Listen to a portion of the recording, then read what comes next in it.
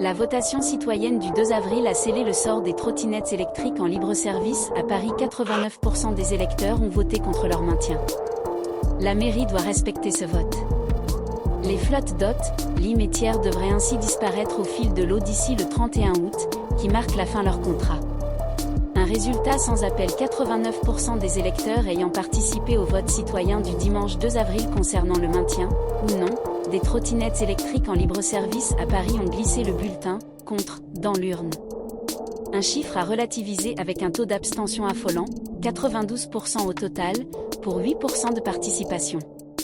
Dire que ce vote reflète la volonté globale des Parisiens est sans doute un raccourci facile, compte tenu de la forte abstention observée. D'autant que Lim, DOT et Thiers, les trois opérateurs privés, ont rapidement critiqué les conditions d'organisation. Un bureau de vote par circonscription, procuration interdite et pas de vote électronique. Fin des contrats le 31 août pour les trois entreprises.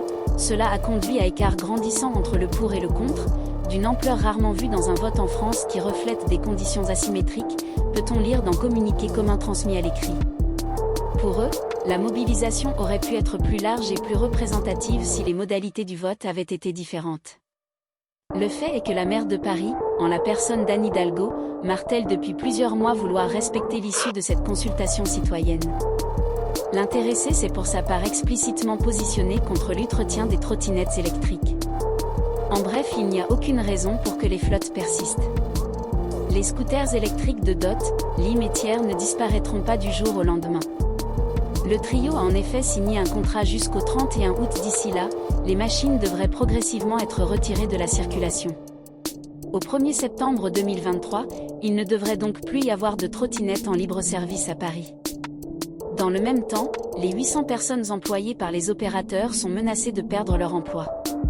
Un responsable des ressources humaines a déclaré aux Parisiens que des plans de secours seront mis sur la table.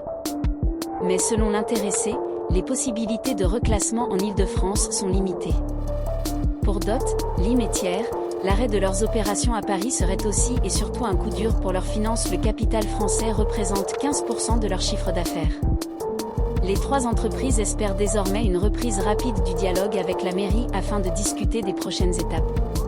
Il y a peu d'espoir qu'Anne Hidalgo ne respecte pas le résultat du vote citoyen. D'une part, elle perdrait en crédibilité, d'autre part, elle récolterait le mécontentement des personnes qui ont voté contre.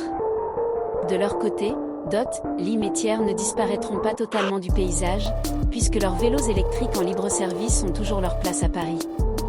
Découvrez aussi comment les 2500 aires de stationnement pour trottinettes électriques vont être réaménagées dans l'espace public.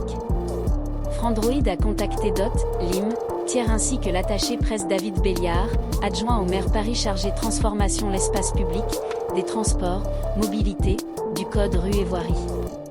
Nos confrères de Numrama lancent Wattels, leur dédié à la mobilité du futur. Ici pour être sûr de recevoir le prochain numéro.